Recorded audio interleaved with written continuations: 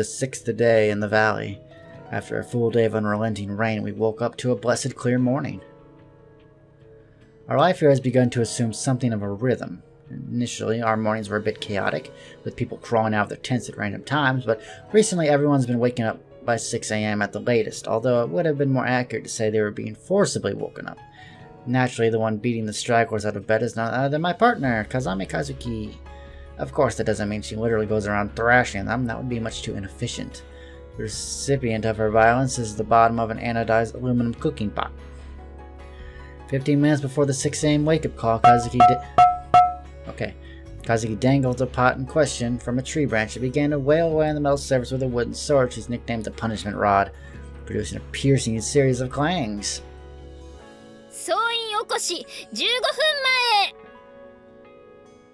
Then shouted a wake-up call in full military style.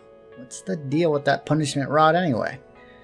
Sadly, it's nothing more than a crude wooden sword we used to split watermelons as part of our recreational activities at the camp, and when someone as tiny as Kazuki brandishes it around, it looks less like a weapon and more like a prop for some corny slapstick routine.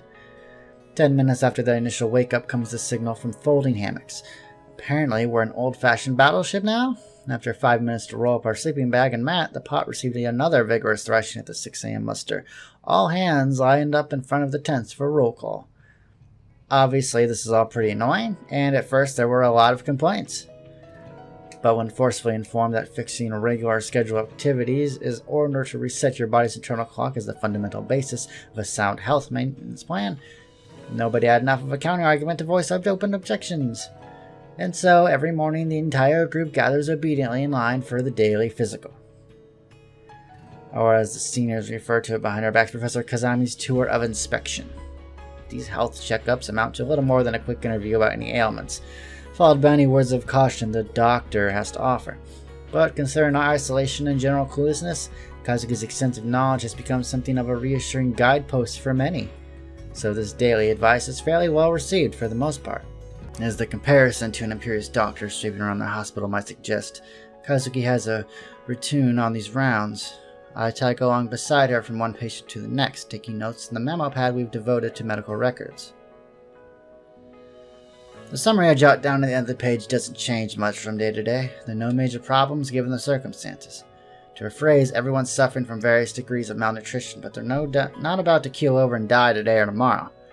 After the general inspection, we turn our attention to those who'd suffer external injuries, that is, Kaneda and the cut on her forehead, as well as Sakurai and her lacerated abdomen. We perform what treatment we can, cleaning the crudely stitched wounds with a disinfectant made from wild herbs, then replacing their bandages with ones we'd wash clean and sterilize in boiling water. And finally, we stop by to visit Haruka-san in the large tent to wipe off sweat from her feverish body. Well, this part's pretty much exclusively my job by now. When the morning rounds are finished at last, I seek out Mr. Ochi and report everyone's health acceptable, while Kazuki heads to the Koide-senpai's tent. The daily rations for each individual are being adjusted depending on the severity of their malnutrition symptoms and as diagnosed by Kazuki. The distribution of the day's food, or as Kazuki now refers to it, chow time, is held at 7 a.m. Until then, everyone's supposed to take care of their laundry and air out their bedding. In particular, our sleeping bags have to be thoroughly dried in the sun on a regular basis, or they'll be sprouting clumps of mold before we know it. After passing on the medical report, I return to our tent, grab Kazuki's bedding along with mine, then lay them out on top of the tent to dry. Finally, I head to the stream to take care of our combined laundry, then make my way to the captain's tent with our rice cooker to receive our daily rations.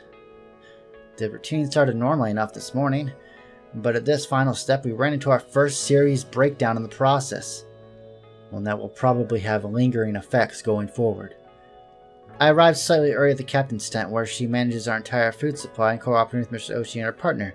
Koide was waiting inside as usual, but today her face was ghastly pale. どうしよう。何かあったんですか？一本足りないの。どうしよう。足りないって何がです？ What's she talking about? 人参の数よ。小出さん、数え間違いではなくて？もう、人参? As they explained the situation to me, there had been a total of 11 carrots carefully stocked away. On Captain Sakashida's orders, when that number fell to 10, they were planning to halt distribution and hold the rest in reserve, but when Koide-san counted this morning, The 11th carrot they'd been attending to divide and hand out to the group was missing. じゃあ今日から人参は配給されないってこと？それはさして重要ではないのよ。問題はいつの間にか1本消えていたという事実ね。消えた？人参に足があるわけでもないし、一人でに消えることはないわ。ということは可能性は2つ。単純に数え間違えていたか、もしくは誰かが食べちゃったか。Somebody's hoarding food. 私じゃないよ。私食べてない。本当だよ。私人参なんて嫌いだし。疑ってはいませんから安心してください。ただそうなるともっと厄介な問題が浮上してくるのよね。どういうこと？つまり誰かが盗んだという問題です。盗まれた？そう、厄介なのはその点です。こんな閉鎖空間で犯人探しでも始めようものなら誰もが疑心に暗鬼を生みます。正直現状では結束や信頼が失われるのが最大のデメリットです。I agree. Everyone suspects everybody else, and is suspected in turn. It's never a pleasant feeling, and it rarely ends well. It certainly wouldn't help that our group was composed of half-starved teenage girls. If the criminal were discovered, there's no doubt she would have faced a vicious denunciation session. And if the investigation failed, it was all too obvious the reign of condemnation that would fall instead on Koide for allowing this theft from our food supply to take place through her incompetence. どうしよう。助けてよ、鏡さん。私が悪いんじゃないよね。だって私ちゃんと千秋さんの言う通りに。落ち着きなさい、りっちゃん。いや、りっちゃんって呼んでやるなよ。先輩だぞ。あんた幼馴染か。いいですか、小出さん。幸いなことに人参紛失の事実を知っているのはここにいる人間と犯人だけです。つまり黙っていればバレないのではなくて。うわ、隠蔽だよ。泥に泥を塗って隠す気だ、この女。それは無理。人参の残りの本数は部長も先生も知ってるし、黙っていてもいつかバレちゃう。I wonder if one of them did something with it. It wasn't a proportionately large theft, but carrots are easy enough to count. Its disappearance would be all too obvious. この場合、解決法というか打開策は2つあります。面白い方法とつまらない方法があるけれど、どっちが聞きたい？面白い方。 The fun way. いや、両方聞かせろよ。それじゃあまずは面白い方だけど、これは簡単。もうね、いっそのことここにある人参全部持って逃げる。逃げる？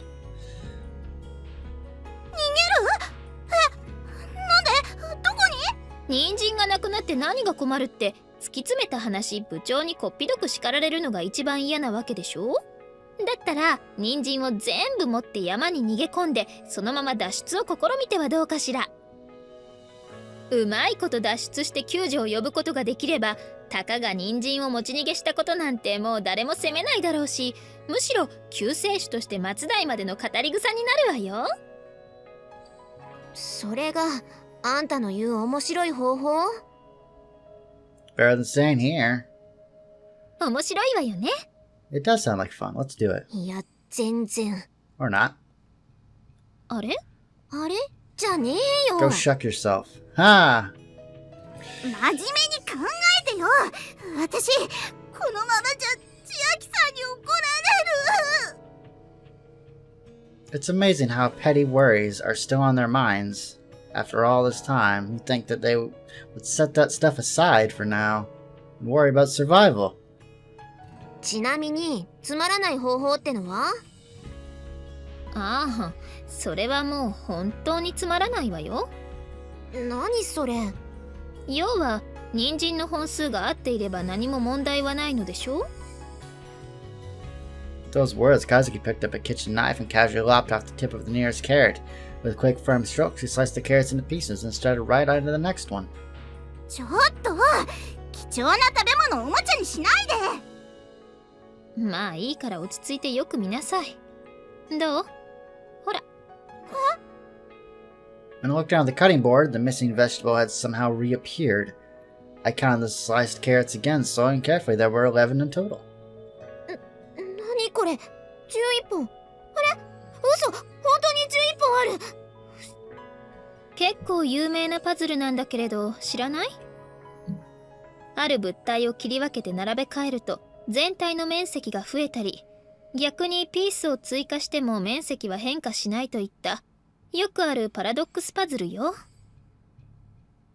あ、そういえばなんかお土産物屋さんの店先で木でできたそんなパズル見たことがある。多分それはペントミノとかそれ系のものだと思うけど、今回私がやったのはもっとずっと単純なものよ。一部が欠けているのが一目でわかるしね。人参の本数がもっと多ければそれに比例して欠損部が小さくなるからバレにくいんだけど。気持ち悪い。魔女だ。あんた魔女だよ。恐ろしい。 Black magic, burn the witch! 失礼な。あんまり生意気なことを言うとネズミに変えるわよ。私魔女でもいい。風見さんありがとう。この恩は必ず返すから。いいのよりっちゃん、気にしないで。だからりっちゃん呼ぶなって先輩だっつってんだろ。 Yeah, I don't call someone Chan. Have respect for your elders.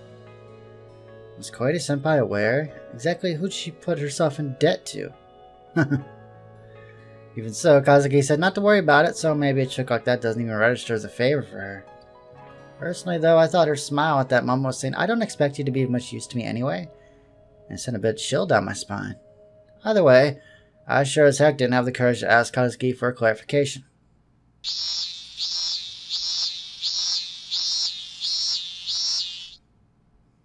Seventh day.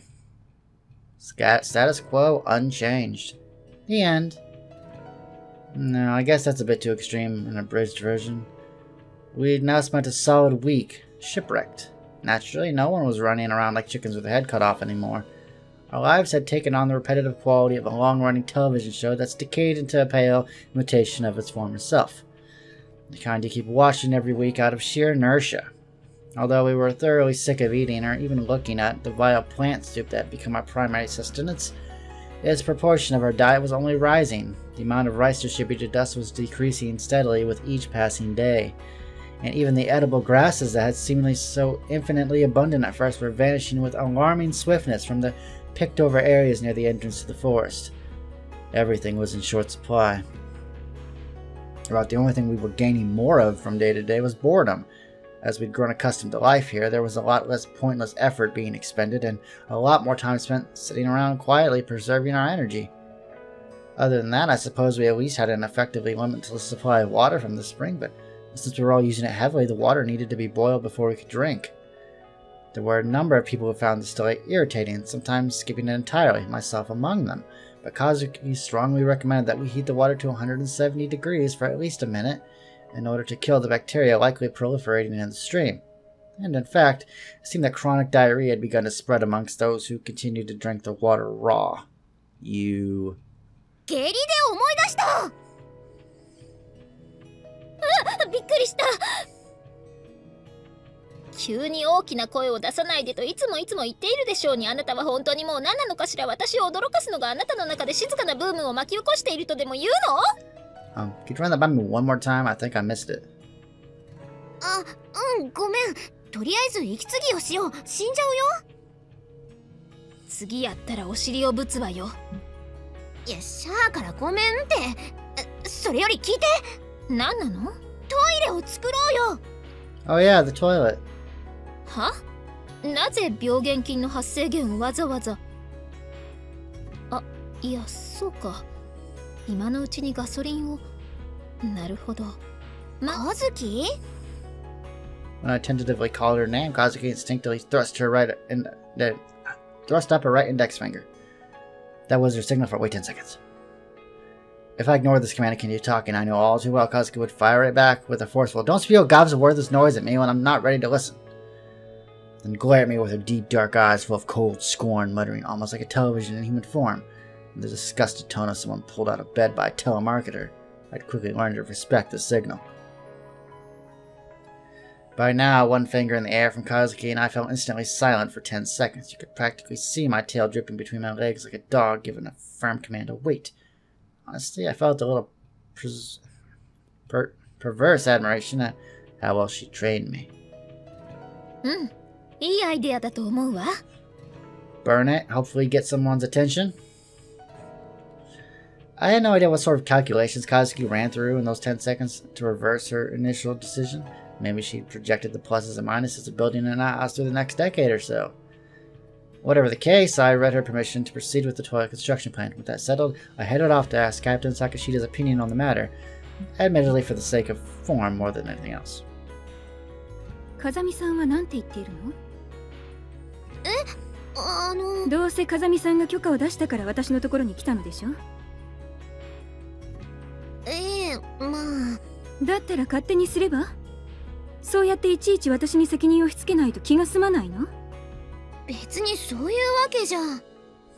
Every student club in our school had its factional disputes. In particular, the sports teams were notorious for their bitter infighting. You could fill a book with the petty spats that raged every year. Our basketball team was no exception from the rule, but it was somewhat unusual in that our conflicts never got too serious. The reason for that lay at the top. Captain Sakashida's charismatic presence would be a nice way to spin it, but to make a long story short, everyone was too afraid of her powerful family to risk making an enemy out of her. But out here, her parents' influence was no longer a prop to her authority, and as our focus narrowed to the problems immediately before us, some potential future reprisal was the last thing on anyone's mind. In other words, the captain's position was growing uncertain. Our education in that school for rich young ladies might not have provided us with many practical skills, but there was one noticeable exception. It had instilled in us a sharp sense of smell, and that is to say the ability to sniff out the winning horse in any given race. The smell of a clear winner always attracts a crowd, even when they lie at rest. Over the several days we spent in the valley, the number of people surrounding Captain Sakashida had visibly declined. Our only consistent companion was Koide Ritsu, bound to her by a simplistic sense of obligation. もういいよ、Amane。行こう。As I stood stock still in front of the captain, trying in vain to find some response to her words, my fellow freshman Ibuki Haruna pulled me away by the hand. Ibuki Haruna, the only child of the president of a corporation headquartered in Kasakabe that imported and sold luxury foreign cars, in Kazuki's opinion, decidedly insolent despite her total ignorance of the ways of the world, listless and lazy to boot, an exemplary child of the modern era. And in the opinion of her dorm roommate Sakuma, a total coward at heart despite constantly acting tough. And she doesn't even realize everyone knows it. だいたいさ、Amaneはいい子すぎなんだよ。善人なんて損するだけだって。そう言われてもな。Personally, the idea of gaining personal profit at the expense of being despised by others never really appealed to me. My mom always raised me not to be a nuisance to others. Live your life as so as to yearn folks. Gratitude, not their scorn. うちはほら、会社の輸入とかやっているでしょ。もうね、びっくりするよ。特にイタリア人。仕事に対する考え方が日本人とは全然違うの。注文した車と届いた車の色が違うなんてのはもう普通だし、クレームの電話を入れれば、担当者は今誤水の時間ですって。昼寝してるから電話に出られないってどう？時間をずらして何度も電話して、やっと担当者が捕まったかと思えば、こちらはちゃんと注文通りの色の車を送ったって。そんなはずはない。実際に届いたのは違う色の車だって言えば。じゃあ輸送中に誰かが色を塗り替えたんだ。とにかくうちのミスじゃないって。そんなバカな話ってある？それで結局泣き寝入りしてしまうのが善人なのよ。結局のところ、善人なんてのは弱者を耳障り良くしただけのことよ。それも極端だと思うけどな。A nice person equals a weakling. Trapped in the bottom of a gloomy ravine, we were all struggling to stay alive from day to day. Act like a soft-hearted good girl in such a hard situation, you're only going to be taken advantage of. It was an extreme argument, even an immoral one, but I couldn't deny there was a kernel of truth buried underneath the bitterness. Buki had a definite dislike for soft-hearted people from the very beginning, and she was always the sort to be vocal about her distastes. But since the fall, the element of her personality had been growing more pronounced and acerbic by the day. Little by little, everything was growing warped. Without food, our minds were robbed of composure as surely as our bodies were robbed of nutrients. Under such conditions, human beings lose their self-restraint. They slide slowly off the rails. I watched Ibuki quietly from behind as we walked. Our school uniform was seriously grimy, not that mine was any better. No matter how diligently we washed our clothes, it was just unavoidable in this place. Ibuki had been one of the more fashion-conscious girls on the team, but these last few days she hadn't even been glancing in her mirror. Without warning, she came to a stop and turned back to face me. あれ、何の話をしてたんだっけ? You were busy insulting me? あ、イタリア人の話? あ、そっか。どこまで話したっけ? Do I really want to hear more? その話はもう終わったと思うけど。そうだっけ? ごめん。なんか私、ぼーっとしてたみたい。That's not good. なんだか最近、物忘れも多くて嫌になっちゃう。いぶき、大丈夫? To a greater or lesser extent, everyone here had been losing weight. But Ibuki had been slim in the first place. She was edging into emaciated territory. Her arms were as thin as branches on a withered tree where they emerged from her sleeves. いぶき、また痩せた? ああ、うん。かもね。She laughed it off, getting thinner and thinner even though I'm doing nothing at all. What was the point of all the hard work I put in those diets? But I found it impossible to crack a smile in return. 体重計があれば何キロ減ったかわかるのにな。ちゃんと食べた方がいいよ。食べるって何を? それは。When she asked point blank like that, I didn't have much to say. We both knew perfectly well there was nothing left to fill our stomach. Watching as I hesitated awkwardly, Ibuki gave a high-pitched little giggle, then turned around and walked straight off towards her tent. Human beings are malleable. Our environments change us. Trapped into a warped situation, we were slowly warping ourselves to match. Small personality shifts like Ibuki's were far from the worst of it. Our extended stay in this place had given rise to far more serious problems, some of which were rapidly becoming impossible to ignore. Amane, 悪いけれど、また薬草を積んできてもらえない? うん、また特ダミでいい? お願い。あと、できれば何か食べられそうなものを探してきてくれると助かるわ。探してはみるけど。わかってる。見つけるまで帰ってくるなとは言わないわ。薬草を積むついでに探すだけでいいから。後で大テントに届けてちょうだい。わかった。The large tent, in other words, our camp's sad little excuse for a hospital. Kazuki was visiting us several times a day, conversing with and treating the wounded. Sakurai's wound had given initial indications of recovery to the point where she was increasingly able to move around, but a few days ago it had apparently begun to fester. In fact, it was that very mobility that caused the problem. After many long days lying in the humid tent, breathing air thick with pus and sweat characteristic of a place occupied by the wounded, Sakurai snuck out in Kazuki's absence and bathed in the bacteria-laden spring. The gash in her abdomen wasn't so deep as to threaten her life, but it was by no means shallow. Thanks to her malnutrition, the laceration simply hadn't closed completely, and so it seems the bacteria invaded her body, infecting the wound. Fortunately, chameleon plants were one thing we had an abundance of. No matter how many I picked, they seemed to grow right back. As the plants like to grow in marshy, damp spots, all I had to do was look for places sheltered from the sun. Especially after a rainy day like yesterday, there would be large quantities waiting. The rain brought a number of other blessings, apart from the chameleon plants. In particular, a large number of snails had appeared in the forest. Ooh, escargot, anyone? Mushrooms had also sprouted up, but I wasn't about to thoughtlessly start grabbing at them. Kazuki had severely beaten it into my head that a moment's overconfidence or a trivial act of carelessness could prove fatal. Opening the lid of our rice cooker, I began picking a moderate number of chameleon leaves, careful not to take too many from any one plant. While I was at it, I grabbed a few snails as they crawled slowly across nearby tree branches. Every time I tossed the snails into the makeshift bucket, its shell hit the bottom of the aluminum cooker with a sharp little rattle. Hearing that sound drove home the realization that I'd been reduced to viewing slugs as food, and a surge of self-pity abruptly welled up inside me. Feeling the corners of my eyes grow hot, I sniffled in a futile attempt to hold my misery inside. Crying wasn't going to help anything. I knew that all too well, but the tears still came. Don't think too much. As long as I stay alive, I'll be rescued. As long as I don't give up, I'll get home.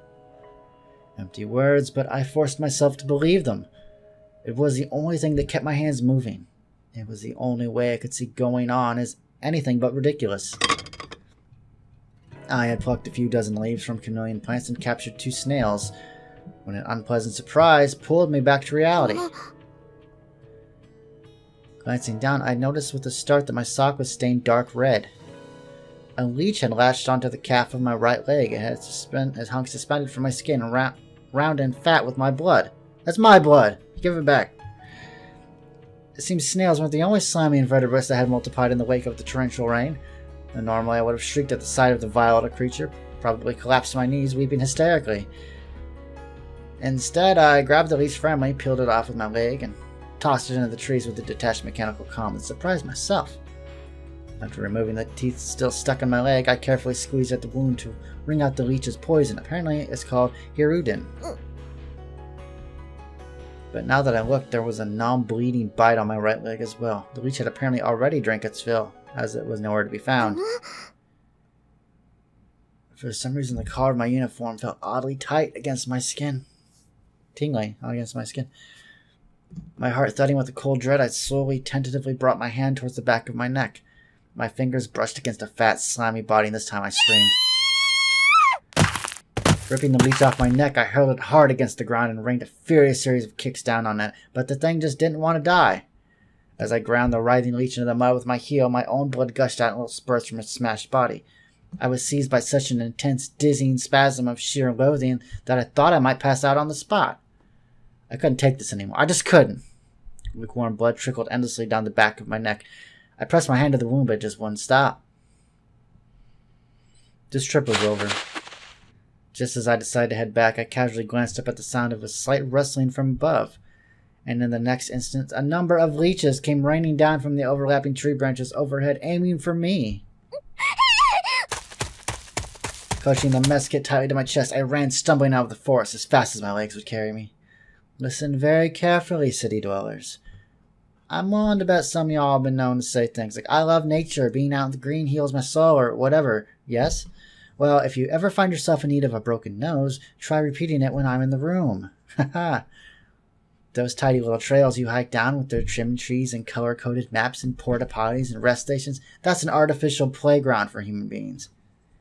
In that moment, watching the unceasing trickle of blood seeping into my uniform, I came to hate nature from the bottom of my heart. いい加減にしなさい。こんな食事でも食べられない子もいるのよ。 When I returned to this mess kit, covered in my own blood, I heard a snarling voice inside the large tent.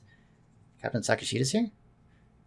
I hesitated for a moment at the entrance. Looking around, I saw the rest of the girls in the area were similarly frozen in awkward uncertainty, looking deliberately away from the tent, but clearly listening. I couldn't just do nothing. Maybe just nonchalantly popping in there would drain some of the tension from the air. Even a single heavy sigh, I braced myself emotionally, then stooped down and passed through the open tent flap. We might have called it the large tent, but it wasn't exactly spacious as hospitals go. When I crawled inside, the scent of closely packed sedentary bodies was as thick as always. And today the droning of flies filled the air. This was a more recent development. Apparently the smell of blood and pus had grown strong enough to prove an irresistible attraction. No matter how many flies we drove off or swatted, there were always more to take their place. The interior was unevenly illuminated by sunshine flowing in through gaps in the tree canopy. I could see Haruka-san and Sakurai lying opposite ends of the tent, attended at their bedside by Captain Sakashida and Kazuki respectively. ほら、食べなさい。食べるのよ。それがあなたの義務。いいえ、これは命令よ。食べ... Captain Sakashida scooped some gruel out of the Sierra cup on her hand and pushed a spoon forward. but Haruka-san bit her lower lip and turned her face aside, rejecting the food outright. 食べたくないんです。そんなはずはないでしょ。まずいから食べたくないなんてわがままが許される状況じゃないのは説明したはずです。I myself had nursed Haruka-san numerous times over the last week. She never accepted much in the way of food, but the last few days in particular, she hadn't eaten anything remotely approaching a meal. With both her legs broken, she was almost entirely unable to move. Spending all day lying down would probably just tend to reduce your appetite. And when you happen to be lying down in a confined space reeking of pus and dirt and sweat, hunger pangs might well be less of a problem than containing your nausea.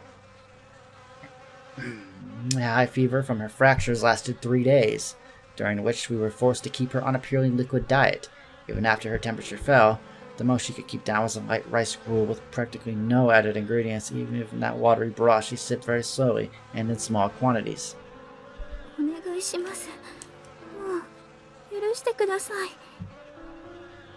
Haruka-san grated out the words through gritted teeth, her contorted expression begging for reprieve, as she squeezed her eyes shut. Small tears spilled from the corners of her eyes. 許してって何よ。人聞きの悪いことを言わないで。まるで私があなたをいじめているようじゃない。The captain jerked back the spoon and noisily slammed the aluminum cup to the floor in obvious irritation. The porridge inside was surprisingly thick with rice. Unlike our typical watered-down weed soups, it was a legitimate gruel. Compared to the relatively healthy members of the group, the wounded needed more nourishment to help their bodies heal. They must have been receiving preferential rations. At a quick glance, there seemed to be as much rice in one bowl as I received in a single day.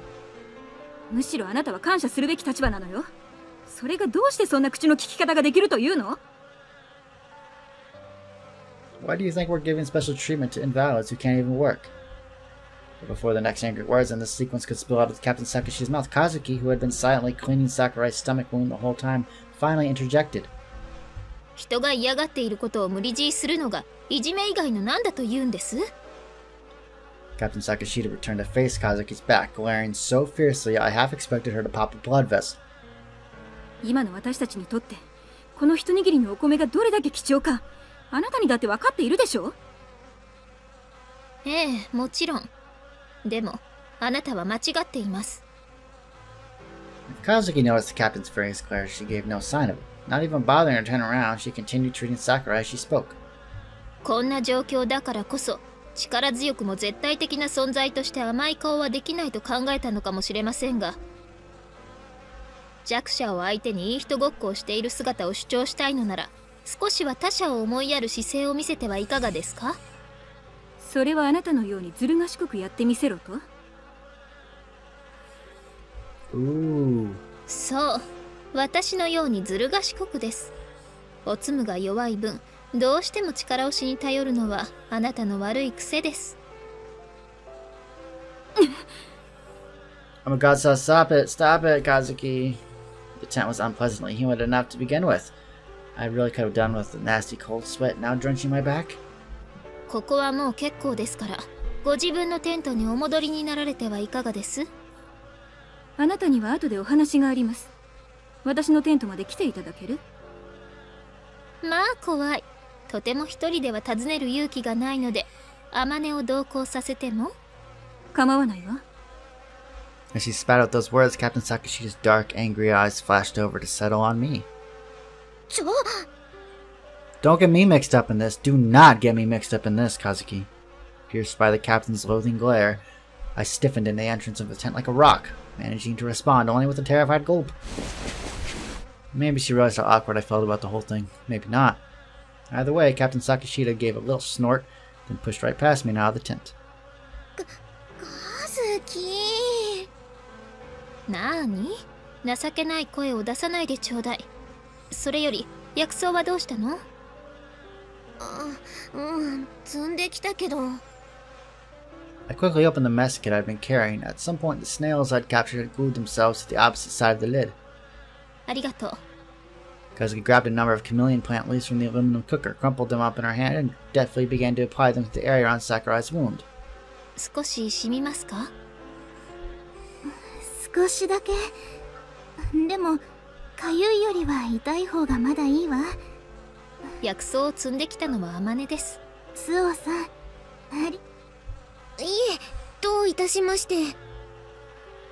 Sakurai-senpai was as placid and soft-spoken as always. Even in the fairly tomboyish basketball team, she'd been generally admired as the greatest beauty in the group. I didn't know the exact details, but apparently her father was a famous stage actor and her mother a former idol singer.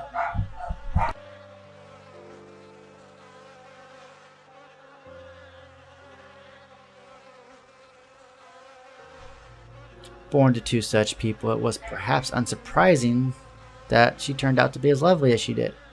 Against such a contrast, the ugly, jagged wound across her abdomen and its crude stitches were all the more painful to look at. はい、終わりましたよ。テントの外に出て日に当たってください。お世話になりました。The presence of the wound must have still been a source of unease, if not discomfort, to her. As Sakurai slowly rose from the ground, her hands softly traced the gash from above the freshly applied bandages. With a brief, polite bow to Kazuki, she quietly crawled out of the tent. こんな状況でも美人なんだね、桜井先輩。そのこと、あまり本人の前では言わない方がいいわね。彼女、演技も下手だし、歌も苦手で、自分には容姿以外の取り柄がないって思っているみたいだから。褒めたつもりでも、結果的に彼女を追い詰めることになりかねないわ。そうなんだ。In that case, the ugly wound to her stomach must have been a considerable psychological shock. I turned around to peer out the open flap of the tent as Sakurai slowly walked off into the distance. Her shoulders seemed to be sagging. 金田さんのように顔の怪我じゃなかっただけ幸運だと思わなければね。And to be sure, that would have been even harder on her. But Kanata herself didn't seem particularly depressed. Maybe she was just counting herself lucky to have survived. I suppose she might have just have been the sort not to sweat the small stuff. She didn't whine about the gash on her head, but by the same token, she wouldn't come to have the wound treated unless we called for her. 今はそんなことより、広岡さん。はい。なかなか気がついてあげられなくてごめんなさい。何のことですか？あなたが食事を取りたがらない理由よ。As she spoke, Kazuki reached out for the zipper of Haruka-san's tightly closed sleeping bag. 待って、お願い、いや。恥ずかしいのはわかるけど、このままにはしておけないでしょ。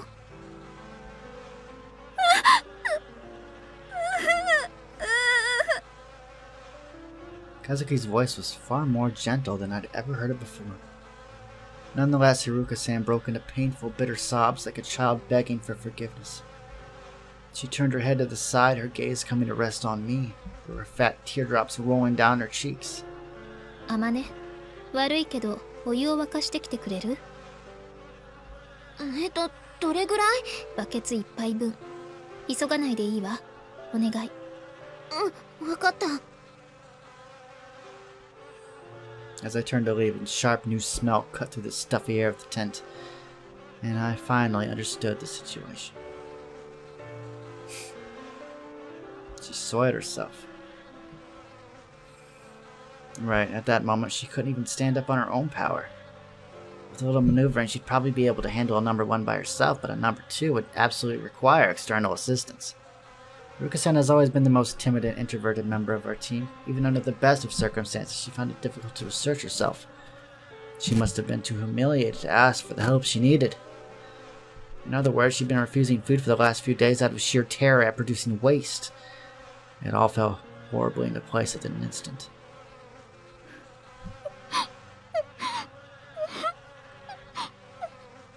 Her body racked with sobs, Haruka-san buried her face into her hands. Kazuki spoke up to her again, and her voice like a comforting caress. 気にすることはないわ。生きていれば当たり前のことなのだから。Slightly unsettled by Kazuki's uncharacteristic kindness, I hastily left the tent.